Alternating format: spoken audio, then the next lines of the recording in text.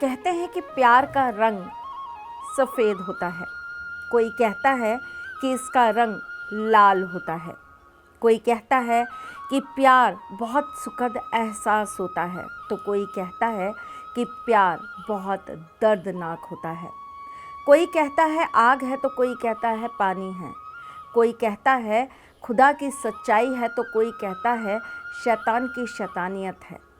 कोई कहता है ज़िंदगी बना देता है और कोई कहता है कि ज़िंदगी ख़त्म कर देता है। प्यार के अपने अलग अलग रंग, अलग अलग रूप। जिसे जैसा प्यार मिला उसने प्यार को वैसा समझा, उसके लिए प्यार की परिभाषा वैसी रही जैसा उसे प्यार मिला। जिसने प्यार को बहुत सुखद एहसासों के साथ जिया, जिसके लिए प्यार एक बहुत ही ठंडी छाँव की तरह, कहीं ना कहीं अपने मन की शांति की तरह हमारी आत्मा में, हमारी सांसों में बसा, तो उसके लिए प्यार अमर हो गया। जिसे प्यार में सिर्फ दर्द मिला, रुसवाई मिली, या जिसे प्यार में धोखा मिला, उसके लिए प्यार एक दर्दनाक सज़ा हो गया। प्यार है, इसके अपने अपने अलग रंग और अलग रूप हैं।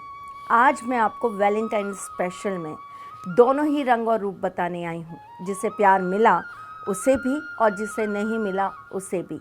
जिसके लिए बहुत खुशबूदार रहा उसके लिए भी और जिसके लिए ये दर्दनाक रहा उसके लिए भी। जिसके लिए खुशबू है उसे और बढ़ा देते हैं, जिसके लिए दर्द है उसकी दवा बना देते हैं। चलिए आज प्यार को कुछ नए रंग से आपके सामने पेश किए देते हैं। आप मुझे बहुत अच्छे से जानते हैं, लेकिन आज मैं आपको उनके प्यार को एक बार ज़रूर याद कराऊंगी जिन्होंने शायद प्यार शब्द को दुनिया को सिखाया, जिन्होंने प्रेम को ही अपना जीवन बनाया, जो इस दुनिया में आज इस कलयुग में भी जीवित हैं केवल अपने प्रेम की वजह से। और उनका प्रेम देखिए ना, वो केवल स्त्रियों के दिलों में इसलिए नहीं बसे कि उन्हें प्रेम था, वो हमारे घर के आंगन में रहते हैं एक लड्डू गोपाल की तरह, माँ जैसा प्यार पाने के लिए। उन्होंने हमसे अपनी कलाई पर राखी बंधवाई और हमारे भाई बनकर बहन जैसा प्यार दिया। उन्होंने कभी सखा बनकर सखी बना दिया तो उन्होंने कभी मीरा बनकर अपनी प्रेमिका बना दिया। उन्होंने कभी राधा बनकर अपनी जीवन संगनी बना लिया तो उन्होंने कभी रुक्मणी को अपना जीवन साथी बना लिया। वो कृष्ण जिन्होंने प्यार को बहुत अलग अलग रूप और रंग में दुनिया को समझाया, हम सर्वप्रथम उन्हें आज पूरे दिल से, पूरी आत्मा से नमन करते हैं और आपको प्यार के उपाय बताने से पहले जय श्री कृष्णा करते हैं। मेरे आराध्य मेरे गोविंद देव जी को स्मरण करके प्यार जिंदगी में मिले, इसके लिए प्रार्थना करते हैं। आप जानते हैं ना मैं कौन हूँ? मैं आपके एस्ट्रोलॉजर हूँ, वास्तुशास्त्री हूँ, चेहरा भी पढ़ती हूँ, आवाज़ भी पढ़ती हूँ, हाथों की लकीरें भी पढ़ लेती हूँ। लेकिन उससे पहले चूँकि आपकी सारथी हूँ, इसीलिए आपको जीवन का सार देने चली आती हूँ। वैलेंटाइन स्पेशल में आज मैं आपको कुछ स्पेशल बताने वाली हूँ। जिनकी ज़िंदगी में प्यार है, जो किसी से बहुत मोहब्बत करते हैं, लेकिन वो प्यार कहीं ना कहीं किसी वजह से पूरा नहीं हो पा रहा है। रीज़न क्या है मुझे नहीं पता, लेकिन एक दूसरे के बिना जीना नहीं है, एक दूसरे के बिना रहना नहीं है और किस्मत साथ नहीं दे रही है। साथ रहना चाहते हैं पर रह नहीं पा रहे हैं। रीज़न कोई भी हो, लेकिन आप आज एक छोटा सा उपाय ज़रूर कर लेंगे। लाल रंग का रुमाल लेंगे, उसके ऊपर आप कुछ गुलाब की पत्तियां रख देंगे। एक लाल रंग का पेन लेंगे और सफ़ेद रंग के पेपर के ऊपर उस पर 3 बार लिखेंगे कृष्ण प्रेम, कृष्ण प्रेम, कृष्ण प्रेम। इसे बांधकर आप कृष्ण मंदिर में चढ़ाएंगे। और कहाँ चढ़ाएंगे? कृष्ण जी को नहीं, राधा जी को। प्रेम चाहिए ना, तो उनके पास जाइए। प्रेम की असली परिभाषा तो वही है। कृष्ण को प्रेम सिखाने वाली भी वही हैं और कृष्ण के दिल में प्रेम रूपी जो बस्ती है वो भी वही है। जब जब प्रेम की बात आए ना, तो कृष्ण जी को अर्जी लगाने से पहले राधा जी का आप दरवाज़ा ज़रूर खटखटाइए। ये बाजी वहीं से जीती जाएगी। यहाँ वकील अगर वो होंगी तो बिना किसी शर्त के, बिना किसी मुसीबतों के आपको आपका प्रेम ज़रूर मिल जाएगा। ठकुराइन के पास आप इस रुमाल को रखाएंगे। अगर वहाँ के पंडित जी आपको अलाउ कर देते हैं तो आप राधा रानी के हाथ में ये रुमाल बांध आएंगे। आने से पहले राधा कृष्ण को जुगल सरकार को नमन करके सिर झुकाकर प्रार्थना करेंगे कि आप जिससे प्यार करते हो और उसके लिए जो आपकी रुकावटें आ रही हैं, आप दोनों एक नहीं हो पा रहे हो, आपके प्यार में जो भी कमियां हैं उसे दूर करने के लिए आपको आशीर्वाद दें और आप दोनों को एक कर दें, बिल्कुल वैसे जैसे वो खुद हैं, जैसे वो स्वयं हैं। नाम एक, आत्मा एक और सांसें एक, कहने के लिए दो पर हैं वो एक, राधे कृष्ण। चलिए, ये तो हुई आपको आपके प्यार से मिलाने की बात, पर बहुत सारे ऐसे लोग हैं जिन्हें प्यार दर्द के रूप में मिला। प्यार मिला, धोखा दे गया। प्यार मिला, किसी स्वार्थ के लिए आपकी ज़िंदगी से खेल गया। शादी नहीं की, वादे किए और आपके शरीर को अपना बनाकर आपको छोड़ गया। प्यार किया, प्यार की कस्में खाई, प्यार के लिए आपसे बड़ी बड़ी बातें करी और फिर कुछ समय आपके साथ निकालकर किसी और का हो गया। प्यार वैसे तो शरीर पर कभी टिका नहीं होता साहब, प्यार तो आत्मा से होता है। जिसके साथ आप जुड़ जाते हैं उसके साथ आपकी आत्मा विचलन करने लगती है, उसके साथ आपका शरीर नहीं आपकी आत्मा का संबंध हो जाता है। पर शायद कुछ लोगों को ये बात समझ नहीं आती क्योंकि वो प्यार से दूर होते हैं, उनके अंदर प्यार होता ही नहीं है। उनके माँ बाप उनको संस्कारों में प्यार सिखाते ही नहीं हैं, उनके माँ बाप उन्हें संस्कारों में प्यार देते ही नहीं हैं। इसीलिए तो वो किसी दूसरे की बहन और बेटी को सिर्फ़ और सिर्फ टाइम पास समझते हैं। केवल उनके लिए वो एक ज़रिया होती हैं अपने कुछ वक्त को निकालने का। अगर आपके साथ भी ऐसा कुछ हुआ है तो आप ये उपाय ज़रूर करिए ताकि आप अपनी ज़िंदगी के इस राहु को ख़त्म कर सकें। आपको जो भी धोखा मिला है आप इससे उभर सकें और बाहर निकलकर अपनी नई शुरुआत कर सकें। और दुआ करिएगा कि इस बार आपको प्यार मिले, आपको राहु नहीं, इस बार सच में आपको सही शुक्र मिले। तो इसके लिए आपको क्या करना है, आपको शनिवार के दिन 5 उड़द की दाल के बड़े बनाने हैं और ये आप सरसों के तेल में बनाएंगे। इसे बनाने के बाद इसे आप एक कटोरी में या फिर किसी पत्तल में रख लेंगे। इसके ऊपर थोड़ा सा सिंदूर डालेंगे और इसके ऊपर आप दही छिड़क देंगे और इसे ले जाकर चौराहे पर रखेंगे। उस चौराहे से निकलते वक्त 3 बार अपनी चप्पल से वहाँ पर मारिएगा ज़रूर और ये कहिएगा कि मेरे साथ पहले जैसा हुआ वो दोबारा ना हो, मेरे साथ जो भी पिछला हुआ वो दोबारा ना हो। ऐसा बस आप प्रार्थना करके सीधा अपने घर आइएगा, हाथ पैर धोइएगा, हो सके तो अपनी चप्पल भी धोइएगा।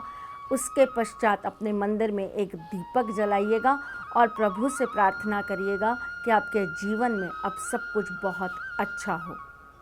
जो प्यार में हैं, जिनका प्यार अभी अधूरा है, जो साथ है पर साथ नहीं, जो साथ होकर भी रोज़ एक डर में जी रहे हैं, रोज़ एक इस एहसास के साथ जी रहे हैं कि पता नहीं वो मुझसे प्यार करता भी है कि नहीं, ऑनलाइन होता है फिर भी मुझे नहीं देखता है, क्या उसकी ज़िंदगी में कोई और है, वो बार बार मुझे ब्लॉक क्यों कर देता है, ज़रा सी लड़ाई होती है वो मुझे अपने आप से अलग क्यों कर देता है, बार बार जब भी हमारे बीच में किसी बात को लेकर टकरार होता है वो मुझे यूं सफ़र में अकेला छोड़ क्यों देता है, क्यों उसे मेरे एहसासों का एहसास नहीं होता, क्यों उसे मेरे जज्बातों से कोई फ़र्क नहीं पड़ता, क्यों उसे मेरा प्यार समझ नहीं आता।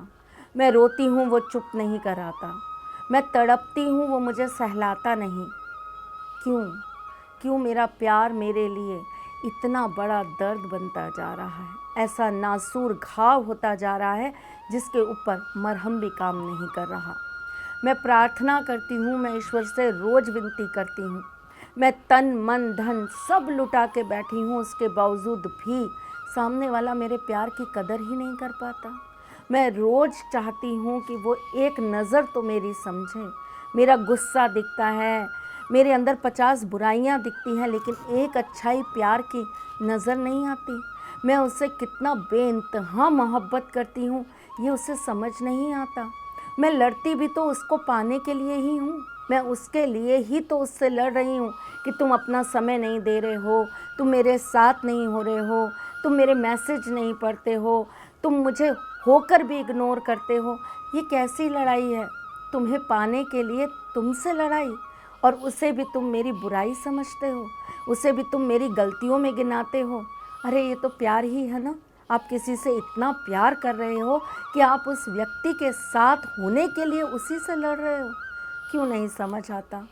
क्यों उसकी बुद्धि में इतनी छोटी सी बात नहीं समाती? उसे अपने दोस्त समझ आते हैं, उसे और दुनिया समझ आती है, उसे अपने रिश्तेदार समझ आते हैं, उसे मैं क्यों नहीं समझ आती? प्यार करते वक्त तो कोई शर्त नहीं थी, प्यार करते वक्त तो कोई घर नहीं था, प्यार करते वक्त तो कोई घर वाले नहीं थे। तब माँ बाप को कैसा लगेगा, तब भाई क्या कहेगा, तब बहन स्वीकार करेगी या नहीं, तब कोई मानेगा या नहीं, ये सब शर्तें क्यों नहीं थी? अब प्यार कर लिया और बेइंतहा मोहब्बत कर ली तो ये सारी बातें आ गई। अब जब इस सफ़र पर मैं लगभग मंजिल पे खड़ी हूँ, तब आकर कहते हो कि उस चौराहे पर वापस चले जाओ जहाँ से शुरू हुआ था। कैसे? ये वन वे है साहब, यहाँ से वापस जाने का रास्ता किसी के पास नहीं। जो प्यार की राह पर चल दिया उसे कभी भी पीछे मुड़कर देखने का अधिकार नहीं। अगर आप इस मोड़ पर हो ना मेरी जान, तो ये उपाय सिर्फ आपके लिए है। ये दर्द मिट जाए इसके लिए वो जो आपको आपके साथ होकर भी अपने आप को नहीं दे पा रहा, उसे पाने के लिए एक छोटा सा तरीका है। गुलाब की पत्तियां लेंगे, उसके ऊपर गुलाब का इत्र डालेंगे, 6 बार उस व्यक्ति का नाम एक पेपर पे लिखेंगे लाल पेन से, और उसके बाद इसे एक लाल रंग के रुमाल में बांधकर आप किसी पेड़ पर टांग देंगे। लेकिन शर्त यह है कि वो पेड़ लंबा होना चाहिए, ऊंचा होना चाहिए, और उसकी सबसे ऊंची टहनी पर अगर आप ये टंगवा सकते हैं टंगवा दीजिए। जैसे जैसे उस फूल की खुशबू फैलती जाएगी, उस व्यक्ति के अंदर भी आपकी फीलिंग्स बढ़ती जाएगी। साथ ही साथ में आप एक काम और करेंगे, उसी पेड़ के नीचे लगातार 3 दिन जाकर भोजपत्र पर उस व्यक्ति का नाम लिखकर दबा कर आएंगे, और उसके ऊपर आप 17 दाने चीनी के छोड़ कर आएंगे। छोटा सा उपाय है। प्यार को पाने के लिए जब रो रहे हो, तड़प रहे हो, मर रहे हो, तो एक छोटा सा उपाय करना तो बनता है ना मेरी जान। करिएगा ज़रूर, और जो भी असर आए मुझे कमेंट बॉक्स में ज़रूर बताइएगा। वैलेंटाइन वीक में मैं पूरी कोशिश करूँगी कि आपके साथ आपका प्यार मिलवा ही दूँ, मेरे राधा गोविंद की तरह आपको एक कर दूँ। मेरी कोशिश जारी है, बस प्रयास आपका है, भरोसा आपका, मेरा उपाय, आपकी तकदीर मेरा रास्ता, आपका विश्वास मेरा ठाकुर। चलिए हम साथ मिलकर चलते हैं और इस सफ़र को पूरा करते हैं।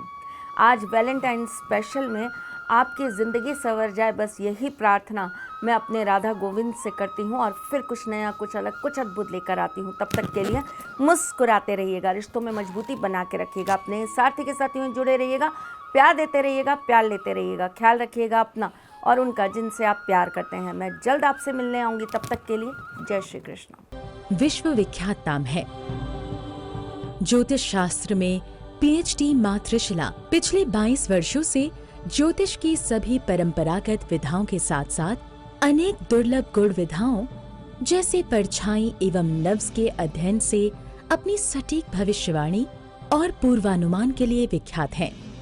अपने उपायों द्वारा लाखों लोगों का जीवन संवार चुकी मां त्रिशला लगातार 2016 से ज्योतिष विभूषण अवार्ड प्राप्त कर रही हैं। साल 2018 में उन्हें उत्तराखंड के मुख्यमंत्री त्रिवेंद्र सिंह रावत ने ज्योतिष विभूषण अवार्ड से सम्मानित किया था और साल 2016 में उन्हें राजस्थान में बेस्ट एस्ट्रोलॉजर के अवार्ड से नवाजा जा चुका है।